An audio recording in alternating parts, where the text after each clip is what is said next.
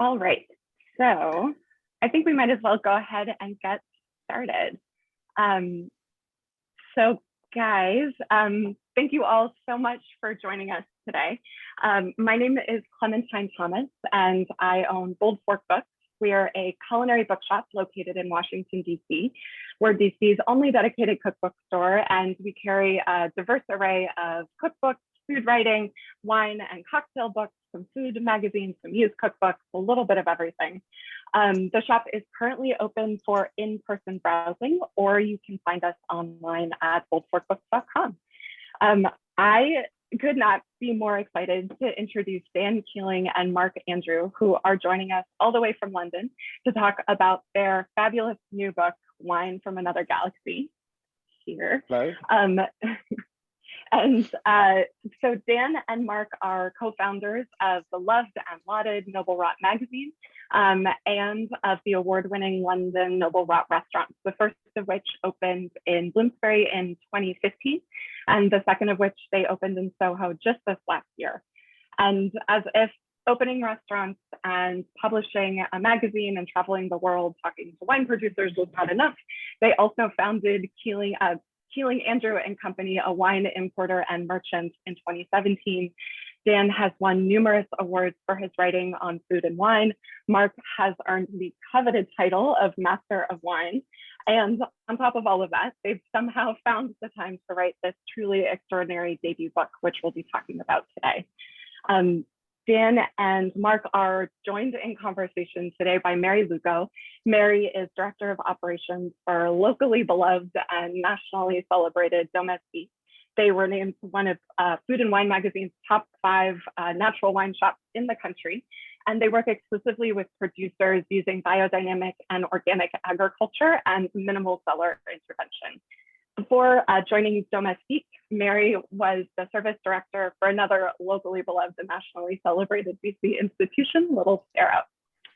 So before we get started, just a couple of quick housekeeping notes. We're going to start with the conversation between Mark, Meri, and Dan, and then we'll end with a Q&A, so there'll be plenty of time for questions. If you do have questions, we do ask that you just type it into the Q&A tab as opposed to in the chat.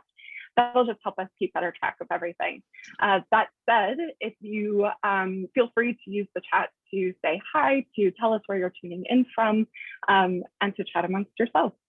Lastly, this event is free, but you can support it and support the shop by purchasing your copy of Wine from Another Galaxy and the latest issue of Noble Rot magazine from us. Both are available in the shop and on our website, and you're not going to want to miss out on either of them. So with that, thank you all so much for joining us on what has turned out to be a really beautiful Saturday here in DC. It feels really wonderful to be in community with you all, even if it is virtually. And with that, I'm going to hand things over to Meri, Mark, and Dan. Hi, guys. Thank you. Thank you so much, Clem. Hello, everybody. Thanks for that introduction, Clem. So I thought we could start off. I mean, Clem did such an incredible job at really giving everybody an overview of how accomplished you both are, how busy you both must be. So I am wondering, you have a lot going on. You are running the zine, you're running 2 restaurants, you have an importing company. What inspired you? What propelled you to write this book? Why now, and why this particular book? Well, the book has been in the pipeline for quite a while, since we went on our first wine trip together back in 2014, I would say. Because even though at that point we didn't know we were going to write a book, and we were obviously doing the magazine that comes out 3 times a year, we were saving up experiences and discoveries of wine producers, wine regions. And as we went to more and more regions and kind of put a face to the name of all of these bottles that we were drinking and, selling in the restaurant, it kind of became more apparent that the time could be right to document it in one volume. And that is pretty much the second half of the book, the Rotter's Road Trip, which, we start off in the Loire Valley, and then we go all the way through France, Italy, Spain, Greece, back to England. And then the first half of the book is pretty much our manifesto on what we love about wine, but delivered in a kind of light-hearted way with some humor. Because I think, we grew up on a lot of magazines in England that had the sense of humor, and TV programs as well. I mean, I probably won't mention too many of them because they probably weren't shown in America, but I just remember like stuff like Spitting Image, which was this kind of political satire show where they would make puppets out of politicians, or this other magazine called Viz, which probably is a cult magazine in America because it's just so rude and so funny.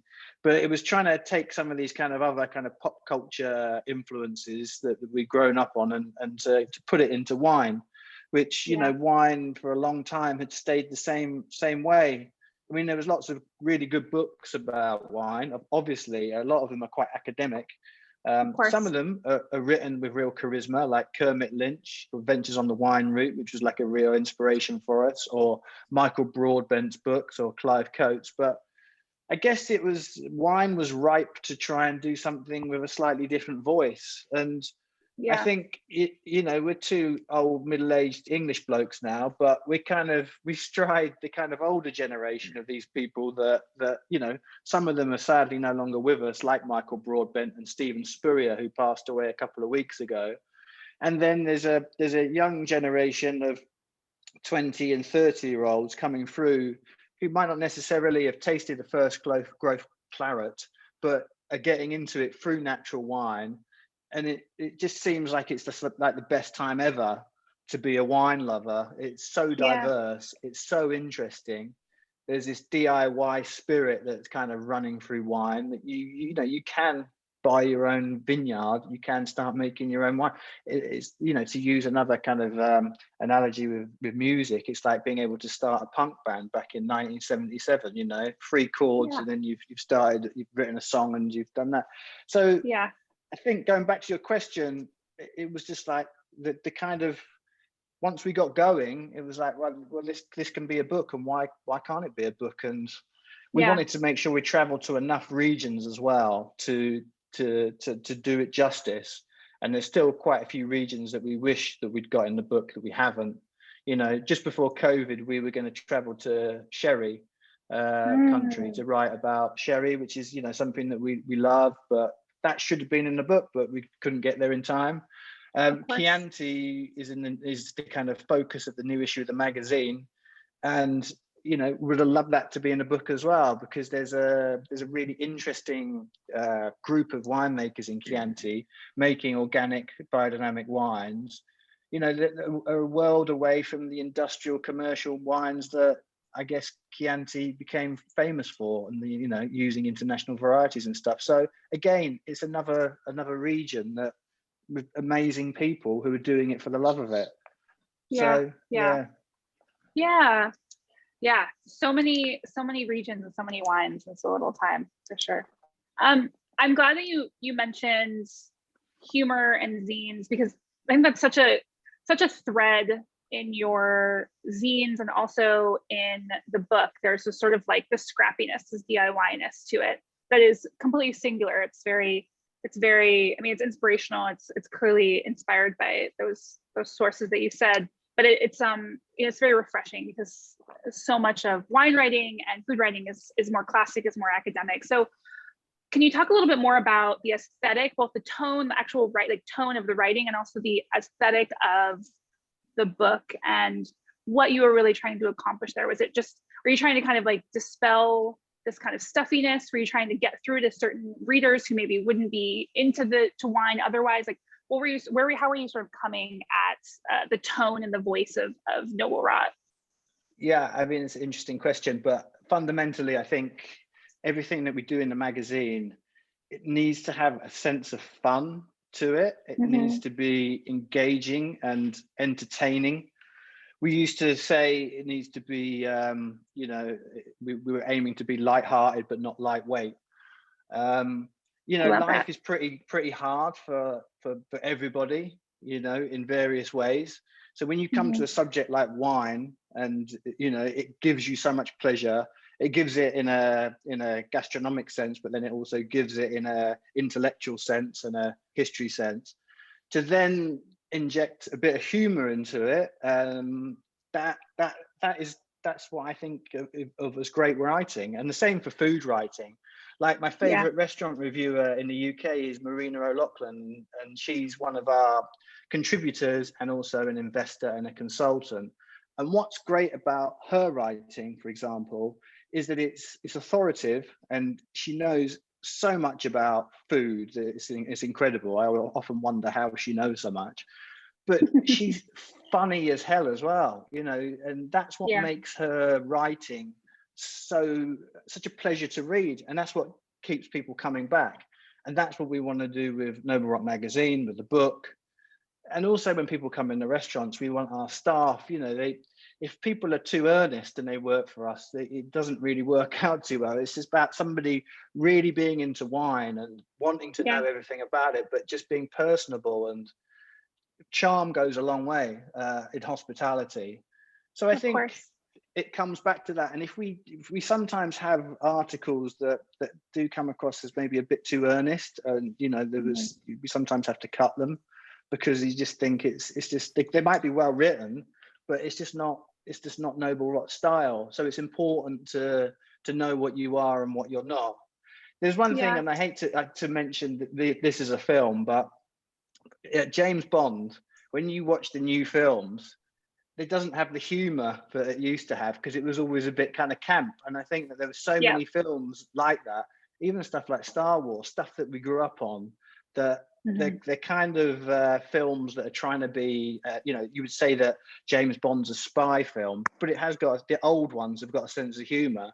And I think that can be missing with so much in popular culture now. And it's definitely something that we try and keep hold of. Of course. And that's missing a lot in wine culture as well. You know, at the end of the day, it's just wine. Just because you're serious about a given subject doesn't mean that you have to take yourself too seriously.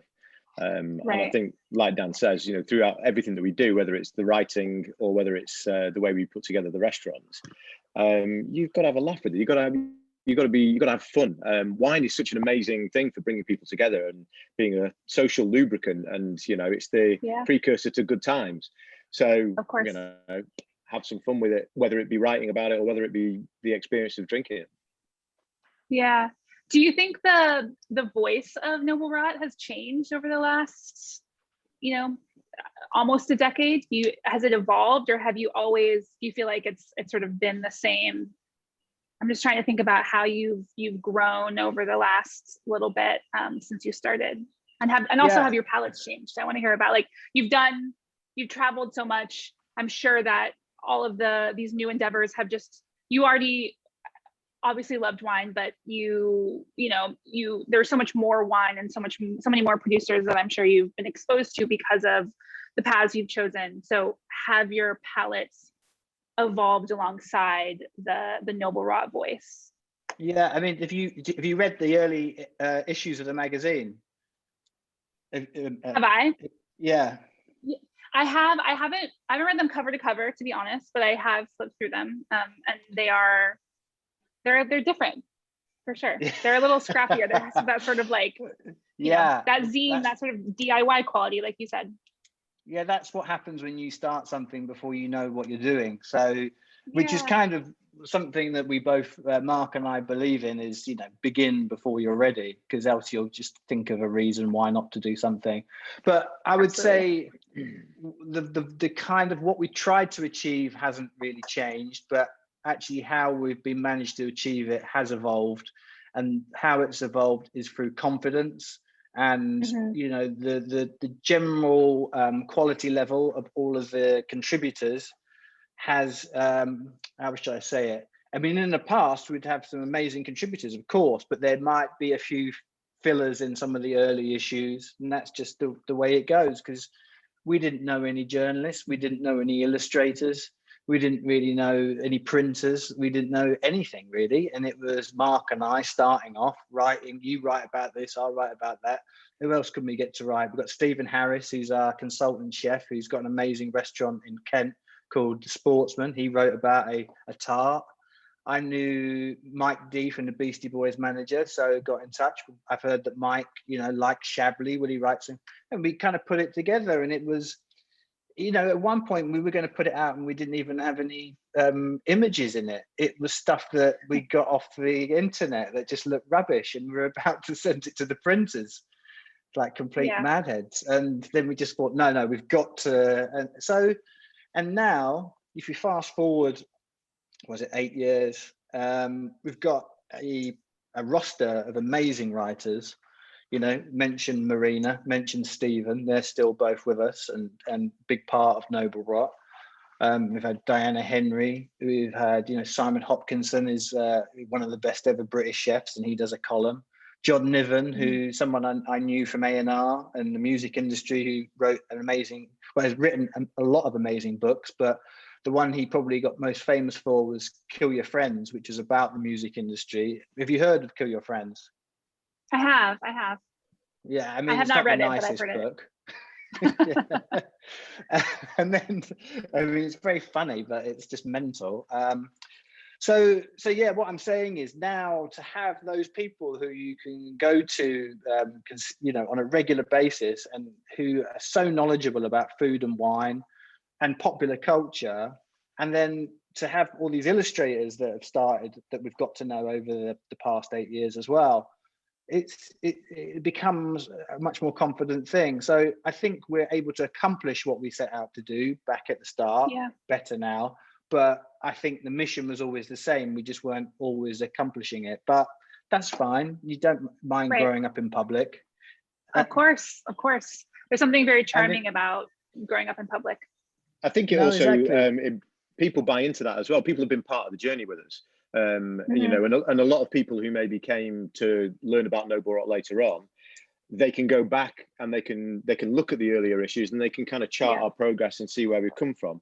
And I suppose in some ways it's kind of, you know, it's kind of like a winemaker who starts with relatively modest vineyards, and then because they have a bit of success, they get to work on Grand Crus later on. And like Dan said, we've got some fantastic people writing for us now that we probably wouldn't have dreamed we'd be able to get in the magazine way back in the day. And the aesthetics developed as well, because we've had help from friends with that, and the illustrators and the photographers that are part of the Noble Rot project have changed over the time, and you know, and we kind of after a while you sort of you find your groove with it, and then and like Dan said, you become more confident, and then it starts to really gather pace from there. And and it's, you know, it's closer to where we hoped it would be when we started, but it takes time to get there.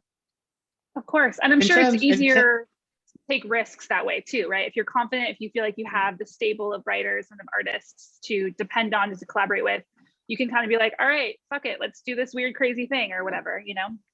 Yeah, exactly.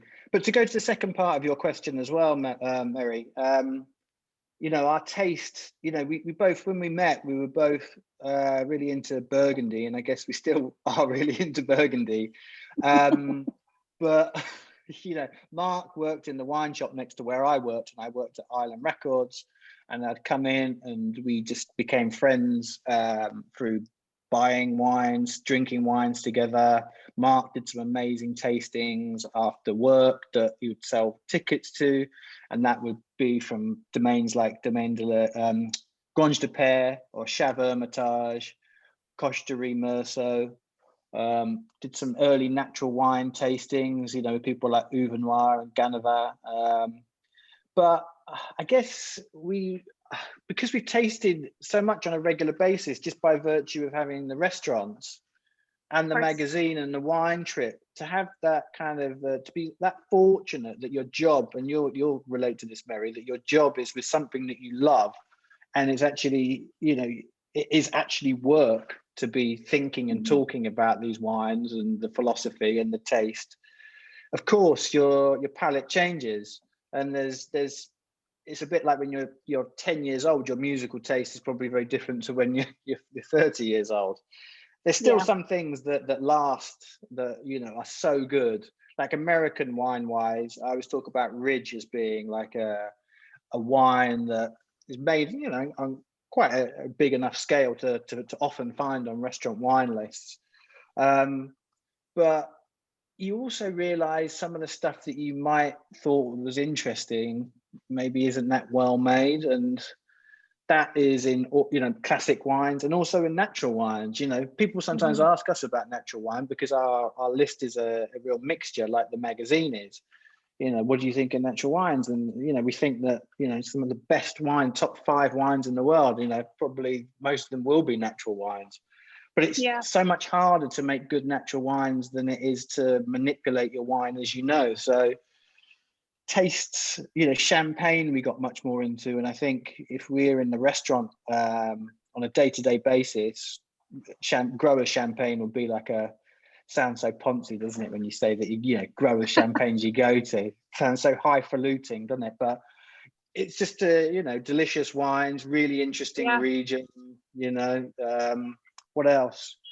We drink a lot of Loire wines like you. I think it's a really interesting area, but we're always discovering, it's always about the next region. And a few years ago it was Tenerife, or then it, you know, it's going to, you know, so much of Spain, Gredos Mountains as well.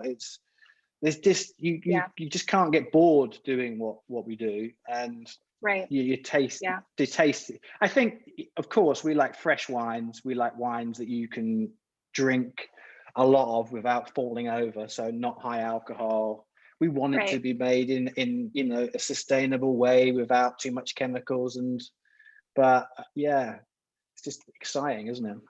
I think that authenticity is the big thing, which is kind of we were always interested in it, but it's become more and more with time. That has really been locked in as as one of the most important factors, because, you know, it's like a lot of things. When you go traveling, I don't know about you, Meri, but, you know, we tend to always eat local food when we travel. I mean, there are some people who want to eat sushi no matter where they are in the world, but, you know, for us, a big part of our traveling is the gastronomic side of things, and sort of plugging into what the locals are doing there.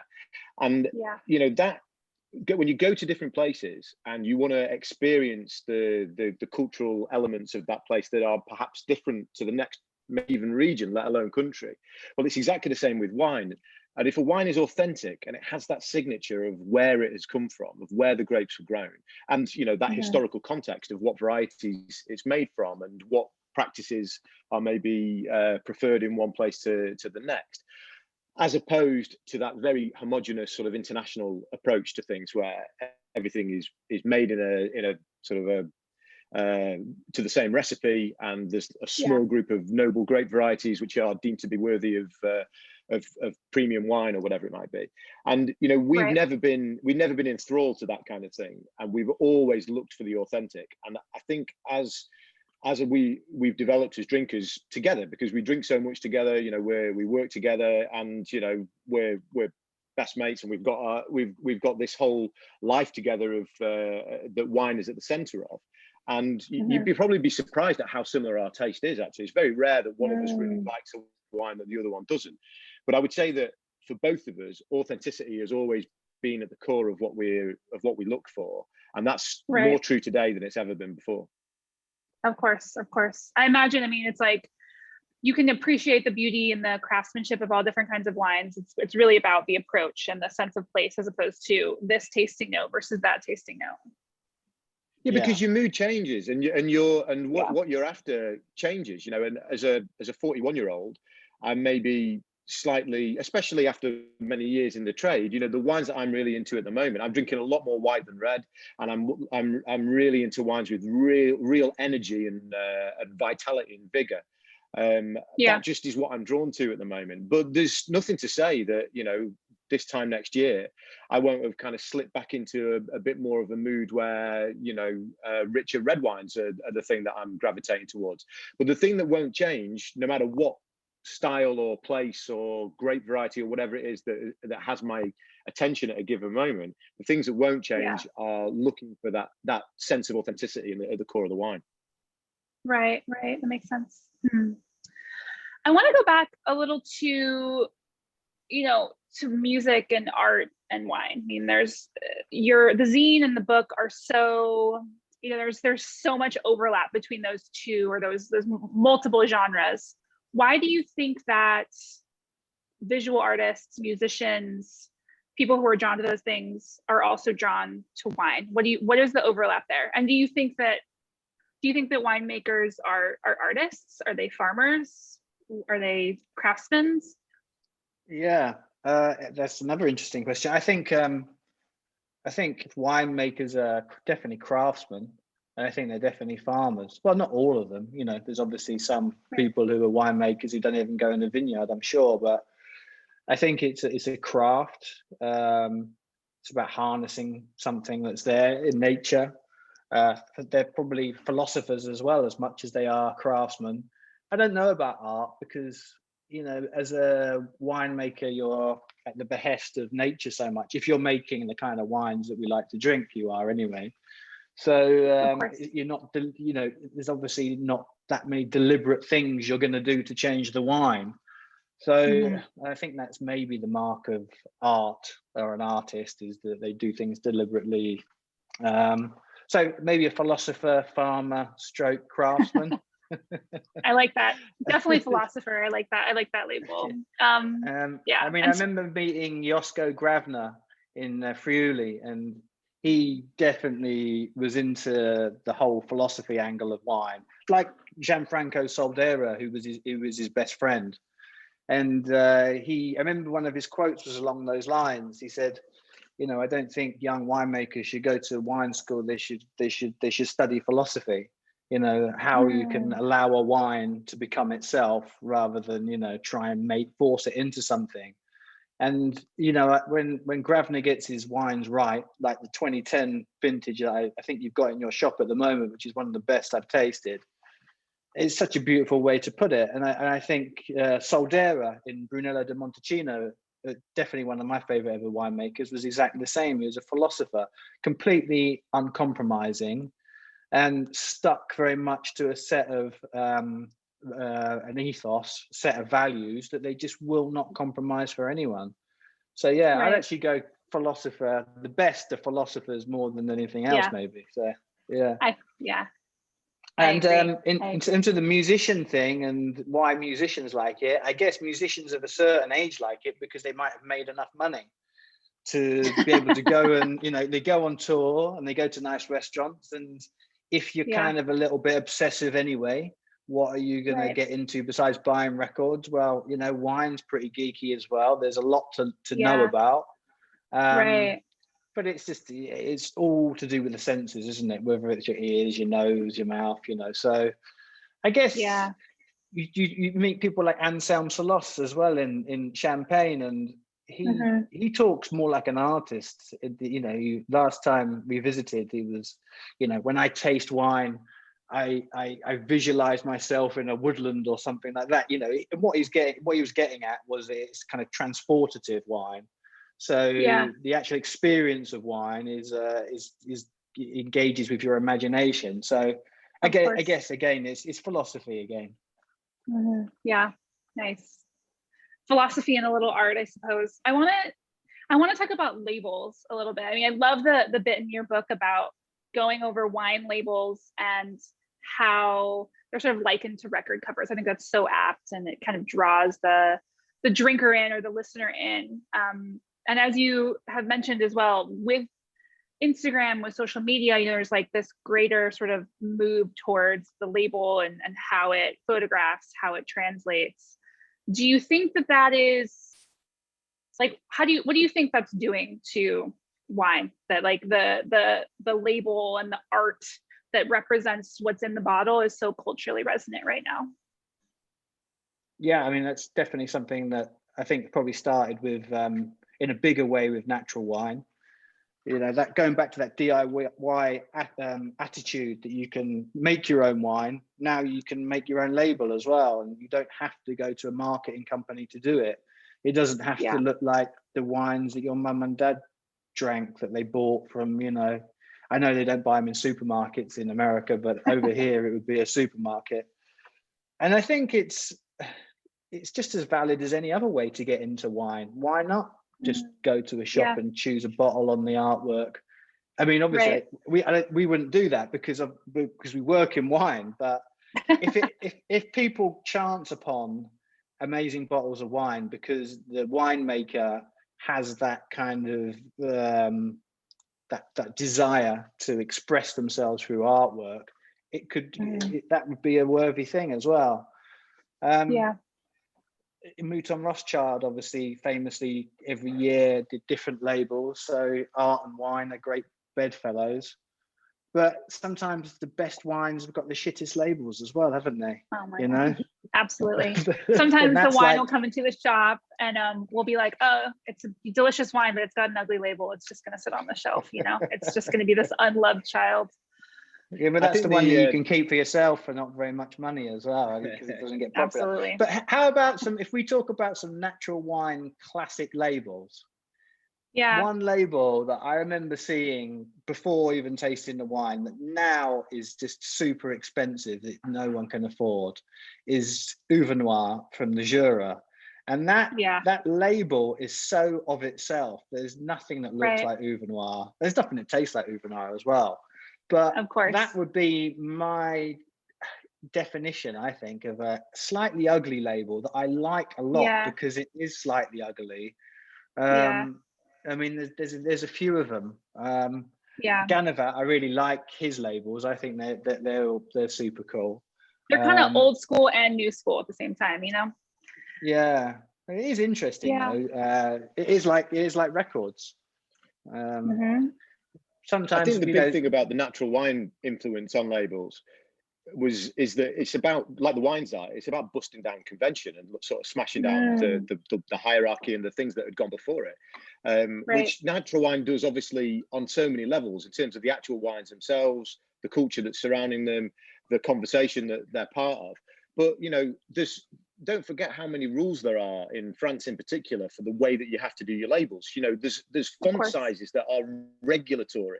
You know, you have to have the font has to be X size for the appellation, and then it has to be half of it for the producer, or whatever. Different appellations have got all of their own different rules.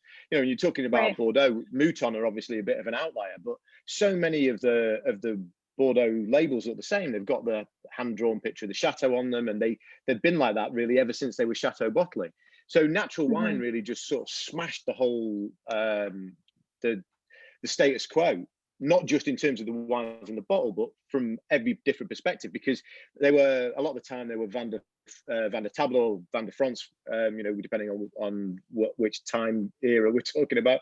And they didn't have to follow the same kind of regulations. So they really could do their own thing. And with that sense of that freedom to express themselves in the art, as well as in what was in the bottle, I think that's been as big a contribution from the natural wine movement as the iconoclastic approach to their winemaking and the way that they do all of that as well. So we've got a lot to be thankful for as far as that's concerned. Yeah, I think that's really right. You know, it's not just about Instagram, it's about sort of the liberating quality of, like you said, that just shrugging off all of those regulations, whether it's in the cellar or it's on the label, you know. And so many of those labels came along quite a ways before Instagram did. So it might have been the same sort of thinking, but you know, a lot of people would probably be thinking, well, I'm showing my wines at La Dive Bouteille and I want people to notice me and come over to my barrel and taste my wine. So I'm going to do some crazy label, which is how I feel about this wine, and hopefully it's going to resonate with the people who are there. And that's exactly the same thing now parlayed into social media. It all comes from the same place. Yeah. I'm so glad you brought up La Dive, because it's you know, we love natural wine, we love Noir wine here at Domestique, and so it's kind of it's a tradition, right, a passage for folks here to make a pilgrimage to La Dive, and they always come back with these insane stories. Do either of you have any crazy, insane La Dive stories that you can share publicly? I'm glad you said the last bit. I don't know when the last time we got carried out of La Dive Bouteille was, but I don't know if we've got any crazy stories about La Dive. I mean, it's an amazing experience to go there. And, you know, Bertrand Gautereau from Vouette and Sorbet, I remember seeing him there last year, and he was just saying, because I think he probably was showing his wines at the first ever one, and he was just saying that how the quality level has improved year upon year, and there wasn't so many people that making excuses for very badly made wines that has been a problem in natural wine. So I guess, you know, natural wine is just it's kind of matured quite a lot. I mean, I use natural wine in that loosest possible sense, but the quality level has got so much higher over the last couple of years. And we last went, I think it was the last one that was on, wasn't it, Mark? It was 2 years ago. Or but I mean, that's the event to go to if you're into natural wine. And you know, it's just such a pleasure to go there. And the area, as you know, going to Saumur, beautiful place, great wines, accessible, not super expensive. I think you made a really interesting point when you mentioned the word intergenerational there, Dan, because I think, you know, for those of us who've been going to Ladiv for years, what's really interesting is that, like, natural wine, and Ladiv has been the sort of the figurehead event of natural wine. There was a group of vignerons. You mentioned Gautreau, and then obviously, you know, Marcel Lapierre was there for many years, Pierre Breton, Jean-Paul Thévenet, Ganavat, etc., etc. You know, we could reel off all of those kind of the godfathers almost of the scene, who have been doing Ladiv since the very beginning and are still there. And now they're joined, because the event is so much bigger than it ever used to be. Now they're joined by a new generation, and maybe even a generation in the middle of that, that you know, were probably, you know, kids when I started going to Ladiv and Dan started going to Ladiv, you know, way back when. And, you know, now there's a whole new generation of them that, and not just them, but also the punters who go. Like, so many young, it's like a festival almost. It's the atmosphere is amazing. And I think just that mix, that intergenerational mix now, it's kind of grown out of being this thing that a lot of more conservative commentators maybe dismissed as a fad in the relatively early days. And, you know, it is definitely not a fad. All you have to do is go to Ladiv to see that. Yeah, it's like back in the day, like old raves in the UK, where you know, in the early 90s, someone would find a warehouse and they'd put a sound system in there. It's going back to that DIY thing yet again, and Ladiv is the embodiment of DIY. We've, you know, is it Cave Ackerman that it's in the caves in the Loire? It has that feel. It's like an old warehouse rave without the music. Yeah, but I think one thing that's so beautiful about Ladiv and also Noble Rot is that, you know, it started from a really gritty DIY point of view and perspective, and it's grown up. It's gotten more popular. People love it. People are into it, and it's still managed to retain that grittiness, that earthiness, that, you know, that sort of that DIY aesthetic and approach and mind view, as opposed to, you know, going corporate, if you will, or something along those lines. It still has that smallness to it, that locality to it, which is really special and seems very singular. Yeah, we realized relatively early that if we wanted to carry on doing it the way that we wanted to do it, we weren't going to make any money out of running a magazine. So that's kind of where the restaurants came into things, and they not that restaurateurs make very much money either, but at least it's more than publishing. And so that's been the platform, not only for us to bring the magazine to life in terms of, you know, actually having real experiences with people in the real world, not just on the pages of the magazine, but also it's enabled us to carry on with the magazine and to sort of to try and improve it with each issue. Right. So Ladiv is, of course, it's a chapter. It sort of kicks off the Rotters road trip, which is the second half of the book, which is it was so fun to just get lost in that second half of the book. So it's like part travelogue, part photo essay, part, you know, kind of scrapbook.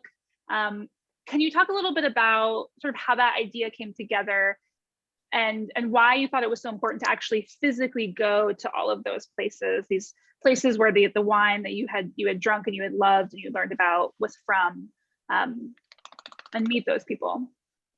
Yeah, I mean, it was kind of the mission statement of the magazine when we set up. Our first trip together was issue 4, actually, which was the Jura in 2014. But it's a selfish reason, really. We want to go to the places that we get a bottle of wine and we see Givry Chambertin or Ribera Sacra or whatever it is on the bottle. And until you go there, you don't really know what to expect. It's just an abstract name on a bottle. And until you're standing in the vineyard and you're with the vigneron, or you're around their house and they're making you andouillette or something else disgusting, then you really you can't quite grasp what it is. So it's really been, we're just so fortunate to do what we do, because it's just such a great métier. And I guess we were to some degree inspired by Kermit Lynch's book, which is a book that we both read right when we met. And it's about discovery, obviously. It's about personal discovery. You go somewhere, you come back, you have a preconception about somewhere before you go, and you come back with one that is just completely different and 99% of the time better. It's like going to Chianti. We wanted to go and see Montevertini, and we're big fans of La Pagola Torte as a wine. But we didn't know that he was friends with 4 or 5 other producers that make wines that are just as good as his. And you come back and your mind's blown again. And that's why we want to go to Jerez. Or, we found the same thing all around Italy, Spain, Greece. All these places have a new generation of people coming through. So it was something that's come together over time. It wasn't a trip that actually happened in real time. I don't think we'd have made it back alive. And it's just too much information as well, because you go to these places and you go and you speak to people and you listen to them and you write down and you record the conversation. And then you come back and your mind's processing that and you're tasting the wines there. Then you buy some and you come back home and you taste them at home, because it always tastes different, Of course. Of course. And it just, then you do your research and then you're reading books about, some areas have a lot more written about them than others. And then to try and compute that into something that makes sense and our personal take on it just takes a long time. But that is what I think that we can offer, whether people like it or not, is insight, and that's what my favorite wine writers have always done. Hugh Johnson, for example, Kermit, Broadbent, John Livingston Learmonth. It's about insight into areas. It's not just regurgitating facts that this domain has this much of it, this many vineyards, makes this many bottles. It's an insight into it. What are the things to look for? What makes it special? Why should you care? And that takes just a long time to do. And we were lucky that through having the time of making some money through restaurants, but like Mark says, being a restaurateur over the last year is a very bad way to make money. It's just a beautiful thing to have as your purpose.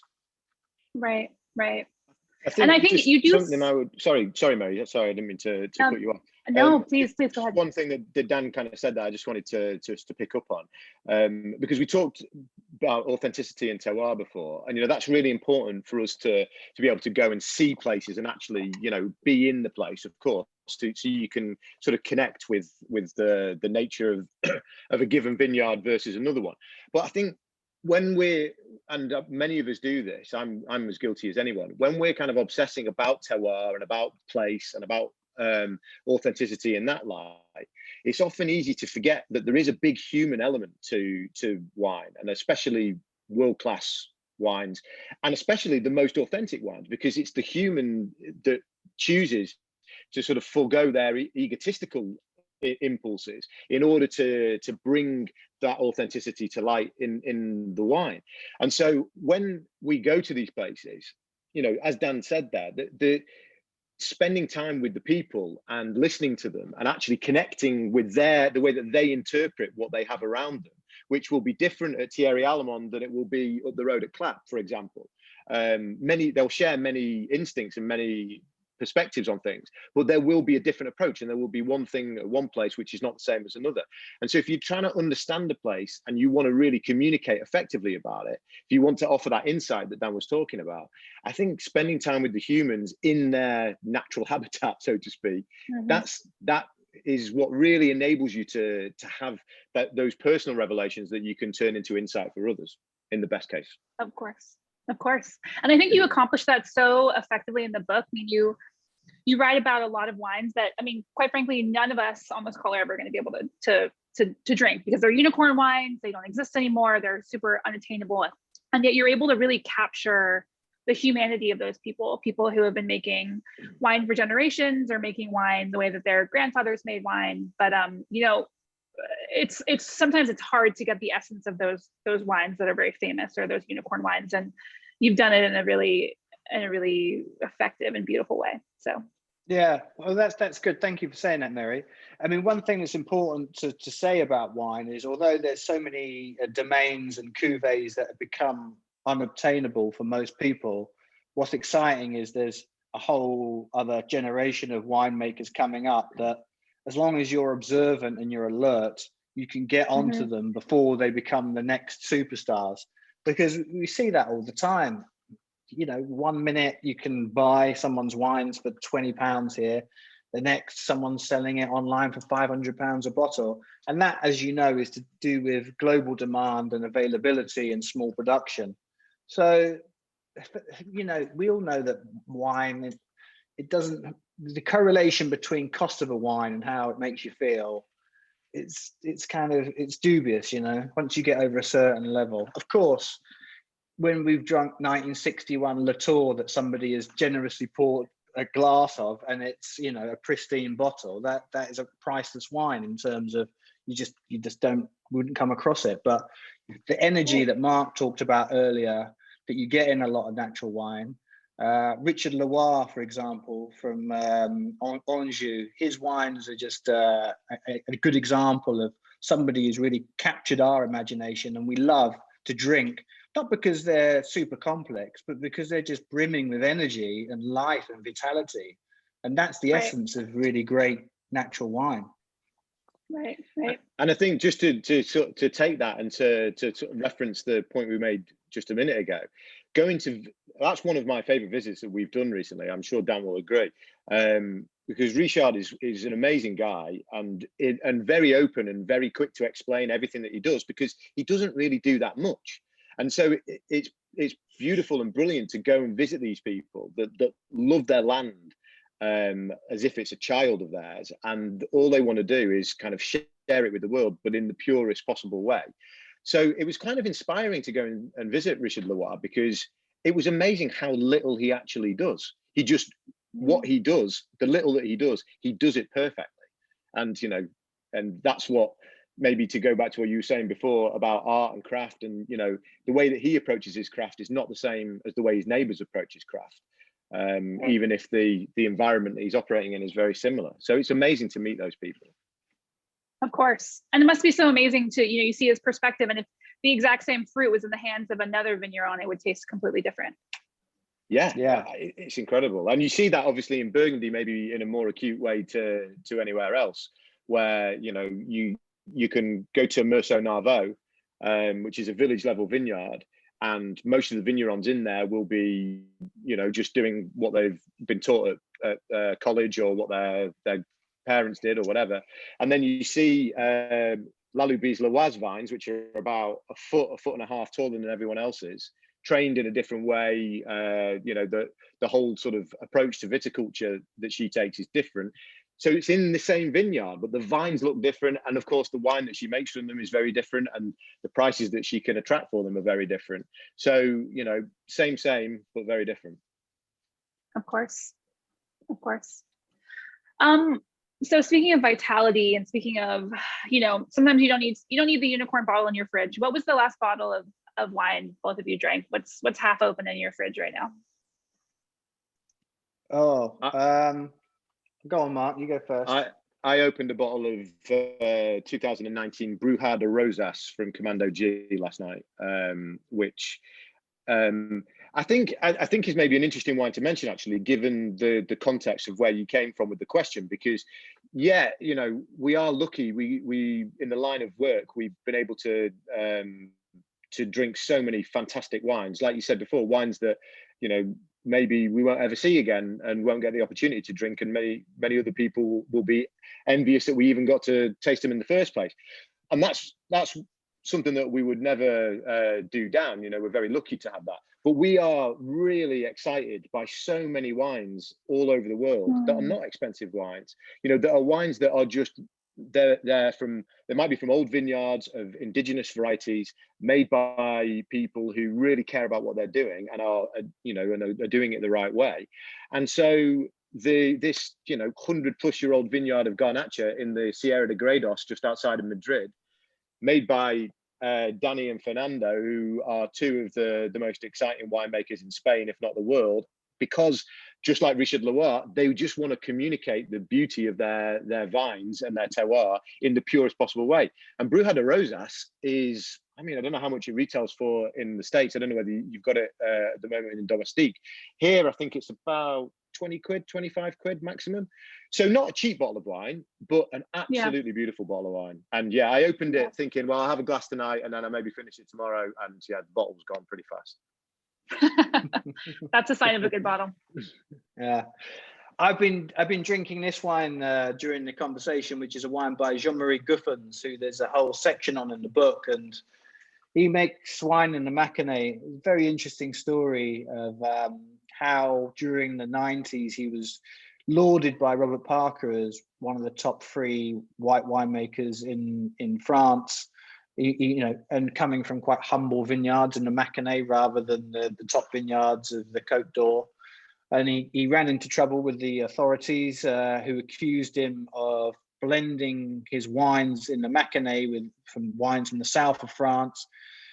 And it just went on, and it was an awful saga for him. But anyway, he was proved innocent, and he's back. He's been back for a number of years. And this is a 2005 San Varan. And it's a wine I bought for probably £15, and it is probably the best value wine I've ever drunk in my life. It is just gorgeous, aged white Burgundy, so quite nutty, very rich. It's got lovely freshness. It's very long. He's a bit of a genius, I think, Guffins. And out of all the winemakers in the book, he's definitely the most outspoken. He's really not afraid to come up with some good quotes. So he's just a gift as a journalist. These both sound delicious. So before we open it up to questions, so if there are any questions, please submit those. I wanted to do something a little off the cuff. So here at Domestique, we are big fans of music as well. We try to have vinyl on as much as possible. Music and wine speak to each other, as we've discussed. So I pulled a couple of albums from our collection here at the shop, and I was hoping that you could just throw out some ideas. If someone would put this on and they wanted to open the bottle, what should they open? And it doesn't have to be a specific bottleneck. It can be a variety, a style, a region, maybe even a producer. But I have a few, and I was hoping you could make some suggestions. All right. So first one. Oh, Ray Charles. So thanks, Smokey, I think, to compliment his voice. Maybe a old Northern Rhone, an old Cornas. I think it was Jay McInerney, actually, who likened drinking old clap Cornas to the blues. I know that Ray Charles isn't the blues. He's more soulful than that. But I think he's definitely the right side of soul to be matching him with an old Cornas. So yeah, maybe a Thierry Allemande Reynard from 1991. Okay. Smoky and gritty, but with finesse, a bit like Ray. Right. Something to ruminate over. All right, next up. Oh, Bowie. I mean, you could match anything with Bowie, couldn't you? You've got to go a bit more natural with Bowie, haven't you? I'm thinking 80s, because what album was that? Was that a 12-inch or an album? Sorry, is it Station to Station? This is Station to Station, yeah. Station to What Station. year was Station to Station? 76. Oh, right. God, I didn't think it was that old. I would maybe like a left field Bordeaux estate in the 7th. No, that'd be wrong. God, that's a tough one. Can we come back to that one? Yeah, we can come back to that one. That one can be extra credit. All right, hopefully here's an easier one, a little bit lighter. So this is Madonna True Blue. God, I remember buying that on cassette. What vintage is that? 86? 86, yeah. Oh, yes.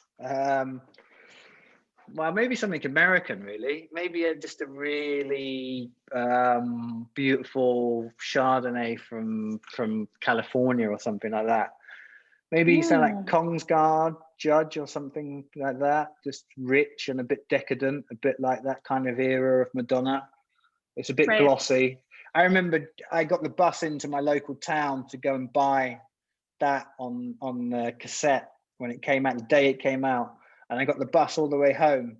And when I got the cassette out to put it on, they'd put Rod Stewart's greatest hits in it. No! And I was probably one of the most disappointed days of my life. That's heartbreaking. Great album. And you had your bottle of Kongsgaard ready to drink with it as well, to make it double disappointment. Yeah, well, Kongsgaard doesn't go with Rod Stewart though, does it? Yeah, but no, it doesn't go. But I think Kongsgaard and Madonna's a good match, maybe. Or that era of Madonna. If it's early Madonna, Kongsgaard would be too highfalutin, I think. All right, a few more, just two more. So another American, a little cheeky. This is Bruce Springsteen, born in the USA.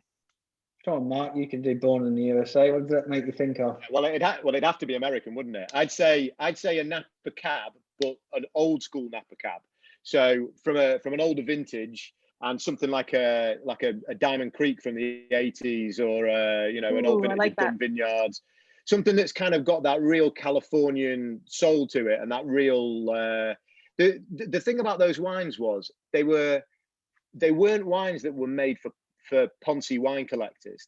It's before any of that started to happen. So they were wines made by real people for real people, but they had a very much a sense of Americana about them, I think, in the best possible way. And all of that fits with Bruce Springsteen to my mind. Of course. I think that's a good shout. I think Springsteen, when I think of Springsteen, I think he's trying to be the American everyman, isn't he? And I think those are Californian pioneers. They do it with such authenticity, and quite different to what came after in the Parker years. Yeah, good match. Nice. All right, last but not least, this is Outcast. Oh, okay, gosh, Outcast. Maybe something a bit more natural, definitely on the more psychedelic tip. Why not put it with, we talked about Uwe Noir earlier. Outcast is a very particular What about taste, Cornelison, maybe? Yeah, Cornelison. Ooh, I like that idea. Yeah, something natural and fun, but just different, a different flavor. Outcast have got their own flavor. I mean, not that all the other artists we just talked about haven't got their own flavor, but of course. Yeah, either of those. I like those. All right, did you decide on Station to Station yet? God, I love Barry so much that it's just got to be something. Maybe I'll go for something really poncy. Then it would be like why not Montrachet, Ramonet Montrachet from a great year, because you can't beat Bowie really. Agreed. That was really fun. Thank you so much. Thank you. So we have a question. Elena, hi Elena. She asks, how has the global racial reckoning of the past year influenced your relationship to wine and discovery?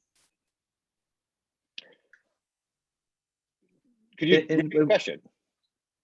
I'm sorry? Just repeat the question for me, please. Absolutely. So Elena asks, how has the global racial reckoning of the past year influenced your relationship to wine and discovery? I mean, I'm not sure that I would say that wine specifically, in terms of how I experience the wine when I come to it, has changed and in any way. But then that is been the case as anything in my life has shifted around it. Wine, my relationship with what's in the glass has kind of been constant. But I think there's a bigger picture conversation there, absolutely, about how we all interact with the world around us. And there's no doubt that the last year has caused us, all of us, or at least it should have done, to open our eyes wider to not just our own context, but the context of the other people and the places and everything else that we come into contact with. So, I mean, the way I would respond to that would be to say that it's caused us pause. We've stopped. We've understood that we need to take a look at the world around us from more perspectives maybe than just our own. And so wine is more than just what's in the glass. So that's why what I said at the start is, there's a very personal element where every individual relates to what's in the glass. But then hopefully what we've all become more aware of is the fact that it doesn't begin and end with what's in the glass. there's community and culture and everything else that comes around that. And so, yeah, for all of us, it's been an opportunity for us to reevaluate where we stand in that and make sure that we've got our eyes open to the fullest extent in terms of that context. Certainly. There's a very good article that Alice Firing wrote in the latest issue of Noble Rot, which touches on that subject. Also, Mark wrote something back in issue 2, which was about a winemaker called Bressan, who, when was it, 2013, 2014, came out with some outrageous racist remarks. And like every form of walk of life, there is, people with dubious views, and we just have to keep aware of who we're working with. And in terms of restaurants as well, it's not just racism, it's kind of sexism, misogyny. We know what the current times that we're living in, and we have to be on our guard to our values. And what are our values? What do we want to represent? And wine is people's lives, yeah, absolutely. So somebody asks, natural wine is clearly having its moment, and some believe it's even jumped the shark at this point. Where do you think natural wine is in 5 years? I think it's the same place as it kind of is now, which is it's not. I don't look at natural wine as a movement of people that talk to each other every day, although obviously people are friends with each other. But I still think the best natural winemakers will probably be the best winemakers in the world, because you've got to be working with the cleanest fruit. You've got to be cleaning the winery. You're not adding stuff. You're not taking away stuff. You've got to be super precise. I also think the worst natural winemakers will be make the worst wines as well. But it's people like we were saying earlier. It's kind of matured a lot over the last few years, and people are less accepting, I think, of if they were going to come in Noble Rot, or they come in your shop and they buy a bottle of wine and it's just full of volatile acidity and just tastes like vinegar. I think people are less accepting of just saying, oh yeah, well, that's how it's supposed to be, which was always the kind of way of passing. You'd go in a restaurant and some snooty sommelier would say that. I think it's just mega exciting, and it's just going to continue on that trajectory. Yeah, I think that I think natural wine is going to continue to assert itself on the conversation at large. It's done an amazing job of calling out a lot of the practices which are really abhorrent, and there's so much in viticulture at an industrial level that is really, really shocking. I mean, we know that there's even more that's shocking about the way that animals are treated and the way that so much of other intensely farmed products are, in order to satiate this sort of international demand for all of the products that we pick up when we go out and do our shopping. But what natural wine has done is, I think it's changed the conversation about what the mainstream expectations are of the backdrop to the wine that people are picking up and taking home to drink with their dinner. And I think that's going to continue. So in 5 years' time, I think that the influence that natural wine has had thus far, which has been significant, I think will continue to grow. And I think in 5 years, the mainstream, the sort of the dial will have shifted closer towards the natural conversation, and we'll see more of the larger producers at the very least acknowledging that they can't necessarily treat the earth the way that they used to think was acceptable. And some of that is probably going to annoy us, because there's going to be a hell of a lot of big brands that seek to jump on the bandwagon and maybe seek to monetize what a lot of the good that's come out of the natural wine conversation. But I think on balance, we're in a better place than we were 10 years ago or 20 years ago. And I think in 5 years and another 5 years after that, we'll be in a better place in terms of the way the viticulture is done and the way that consumers demand a product which is more sympathetically put together. Right. I mean, when we talk about 5 years from now, I can't help but think about climate change as well, and the way that the earth and the climate is changing. I mean, I know we could talk about climate change for a million years, but is that something that in your travels the smaller producers, the farmers, the producers that you have developed relationships with are talking about? Are they thinking about that? And is that something they're having to grapple with now, let alone in 5 years? All the time. Every region we go to, that comes up. If you go to Rioja, Lopez Heredia, Maria Jose was talking about, if the temperatures continue going up, they need to grow more Graciano and Manzuelo rather than just Tempranillo and Garnacha, because, to have more acidity in the wine. When we go to Chianti, one of the stories in Chianti in Rada was some of the vineyards which were north facing and thus cooler, that nobody really wanted before. They have now become the most desirable because the temperature's gone up. So it changes everything. And then you apply that to Burgundy and you think about these Grand Crus, that the reason that they were Grand Crus traditionally, one of the reasons was that you could get really good ripeness there and weight, and much more than some of the lesser vineyards. But now, because the temperature's changing, what does that classification mean? There's some Premier Crus and village vineyards which make beautiful wines that are ripe every year. So it kind of changes everything. And the interesting thing about that is there's value to be found for drinkers that are canny and pay attention. Going back to the thing that we all look at Instagram and you can see a bottle of wine that makes you feel jealous, but rather than that, you can go and find something that can offer that amazing experience. It's out there and it's waiting to be discovered. But it's changing everything. I mean, we see it in England. The quality of English sparkling wine is getting better and better every year, from what was a laughing stock 10, 20 years ago. A bit like English restaurants, I guess. But stuff changes. And the world changes all the time. And that's one of the things that keeps it interesting. Yeah. It's been amazing to see Bordeaux actually change their appellation and to expand and I think it's just in AOC Bordeaux, but they've expanded the grape varieties that can be used to make the wines there. And that kind of feeds into what Dan was saying. There's probably going to be more of that happens in order to try and offset the impact of climate change. But at the moment, the world's a pretty big place. So I think there's still plenty of opportunities for in Burgundy for the conversation to shift into the oak coat somewhat, or at least more so than it has done previously.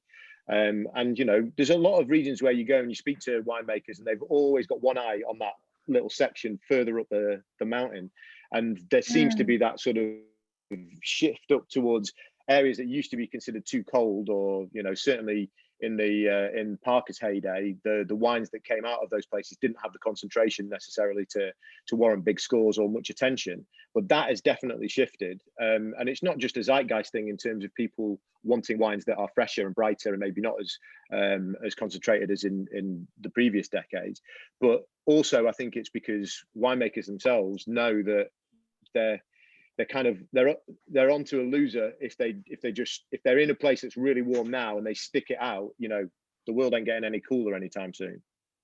Right. Yeah, right. That is so interesting. And one other winemaker I spotted on your website was Sylvain Patai, who's another guy that you always see at Ladive.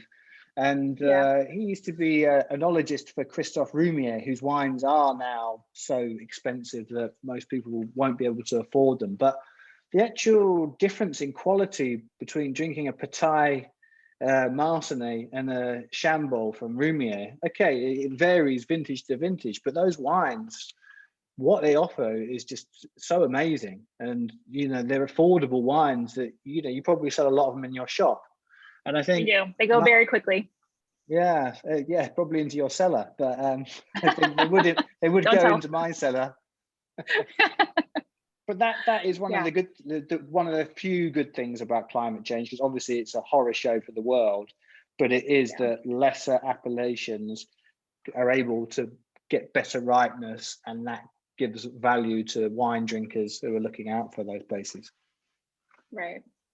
So speaking of change, Jeffrey Sherwood, hi Jeffrey. Jeffrey asks, is it concerning that as more wine is made naturally, we'll lose the ability to appreciate wines at 40 and 50 years in bottles, like older wines with more sulfur and additives? I think it's an interesting question, and I think it's definitely room for concern that a lot of wines that are made without the same level of protection, as it were, in the winery when they leave the winery as what we would call more conventional wines, that they might age perfectly in the cellars of the vigneron or the restaurant down the road, but the more that they travel, the further away they get. Maybe it's a little bit more difficult to keep them in the condition that they need to be to age. I don't think that's the case across the board. I think there's lots of natural wines that have demonstrated they've got the ability to age. But I think also, and I think this would be my answer to the question, I think when we were just talking a second ago about where natural wine will be in 5 years, and I was saying I think that they will continue to shift, the mainstream dial will continue to shift in a more natural way.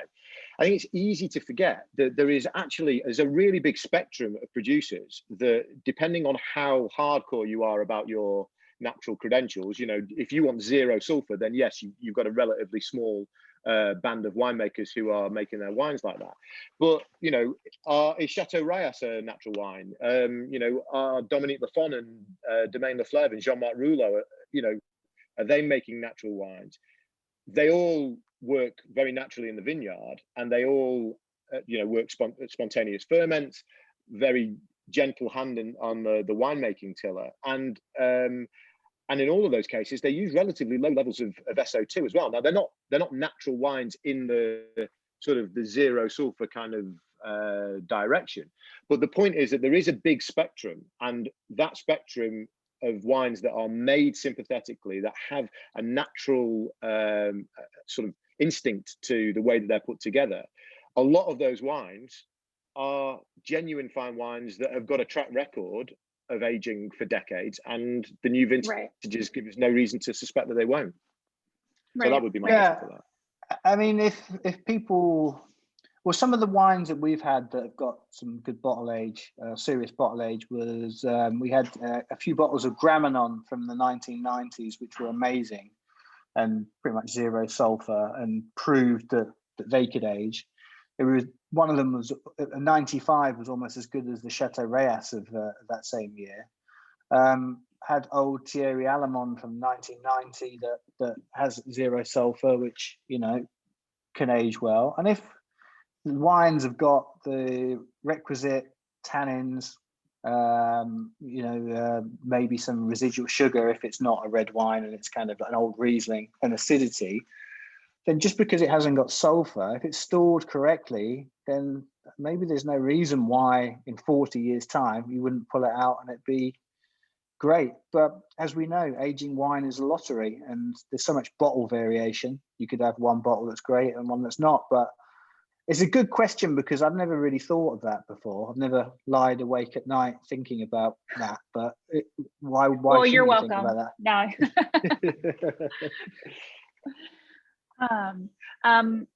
So a few more. These are such good questions. Brian Miller asks, you talked about certain wines becoming unobtainable, or the skyrocketing price becoming disassociated from the actual value. With the growth of your audience, a profile in Noble Rot can turn an under-the-radar bottle into a status find. How do you balance the ability to highlight great stories with concerns about feeding a hype circle? We just make sure that before we write about them, we buy enough stock for our personal sellers. Smart. No, not at all. Just by virtue of there, like we said earlier, but there being so many interesting wines coming through, I don't think you should dwell too much on the fact that something is going to go up in value, because there's so many different factors about whether a wine goes ballistic. And one winemaker that not long ago you'd be able to buy their Bourgogne Rouge for £20 a bottle, that now is £500 a bottle, is Bizot in Vosne Romani. And why is his wines £500 a bottle, and Patai's wines up the road, he actually makes wines in Marseille next to him as well. So are his wines 10 times better than Patai's wines? No, they're not. So it's a cult thing. It's a particular group of wine collectors somewhere in the world that want those wines no matter what, and there's not that many of them. So I don't think you can be concerned about how a wine is going to escalate in value if you write about it or push it, because we've got so much choice now, haven't we? It really is amazing. And that's the nub of it, really, because if there wasn't not only a whole wide world of great wine out there, but also constantly new winemakers with an enormous amount of talent and potential coming through all of the time, then maybe you would stop for a second and think, Christ, you know, we're sort of running out of road here, and everything that's good is getting expensive, and there's nothing else coming through. But there is always stuff coming through, and that's one of the things that actually keeps us doing what we do and going back for more. Because every time you can go back to a region you've been to many times, you know, we go to Burgundy 5-6 times a year, well, under normal circumstances. And it's amazing how even in a classic region like Burgundy, which used to actually move pretty slowly, but the last decade or so, and certainly the last 5 years, every time we go to Burgundy, before we go, we've got friends saying, oh, you've got to check these guys out or go and visit these guys. You know, there's always so much new stuff coming along that, you know, what is expensive today and tomorrow, you know, will maybe be more difficult to afford, but there's always the thing that's coming down the road. Right. All right, last but not least, you have to pick one wine region anywhere to spend a month straight. What is it? Well, I'm going to say Chianti because it was the last place that we went, and I could do with a month in Tuscany just eating Tuscan food. Same. So yeah, I'd probably go to Tuscany. And there's so many great, interesting wines there. There's an amazing restaurant we went to in Siena called Osteria La Loggia, and it had the most amazing cellar. You could find old vintages. There's a producer there called Paradiso de Manfredi, natural wine producer, ultra pared back, you know, all in concrete tanks, makes the most amazing Brunello de Montalcino. And we found a 1990 there of one of their wines. Going back to your previous question, there's another good example of a wine made without sulfur that was just sensationally good. And, you know, this restaurant, it was like stepping back in time, because I think that's the kind of thing that Mark and I like. And that's definitely what our restaurants are like. Our restaurants are old London, and this was like old Siena. So just from a food lover's point of view, as well as a wine lover's point of view, I'm going to go to Tuscany. But I won't tell you where Mark's going, but I can guess. Yeah, it's so you could answer the question a million ways. I mean, I don't drink a great deal of chocolate, but I would like to spend a month in the Basque Country, that's for sure. But the place that I'm gonna choose is a place very close to my heart. I would like to make wine there one day. But the place is Santorini, which is one of the most beautiful places on planet Earth. Unfortunately, over the summer, it becomes so busy that it's difficult to see how beautiful it truly is. But part of the Santorini appellation is a little island that is to the side of Santorini called Thracia. And that is like Santorini was about 60, 70 years ago. And it has the same like caldera and all the incredible views and everything. So I would love to go and spend a month there with the goats and the cats and the 5 or 6 people pottering around the village. And there's a lot of vineyards planted there. So I would, and the harvest is typically in August. So I'm going to take the month of August. I'm going to finish it by doing myself a little harvest on Thracia and Santorini. Well, Noble Rob's next great adventure. Yeah, I mean, it's a lovely thought to think about going to Santorini or Tuscany or anywhere. You know, all of us have been so marooned, haven't we? Yeah, for sure. Well, things to look forward to, hopefully. Yeah, exactly. Thank you guys so much. I feel like I could just listen to the 3 of you riff on wine and look at records together forever. But unfortunately, that must conclude our talk today. Dan, Mark, thank you guys so much for joining us today. This was truly a joy. And Meri, thank you so much for joining. Everybody, thank you so much for joining on your Saturday. Don't forget to purchase your copy of Wine from Another Galaxy and the latest issue of the Noble Rot magazine from Bold Fort Books. It's available both in the store and on our website, boldworkbooks.com. And with that, have a wonderful rest of your day, guys. Thank you all so much for joining us today.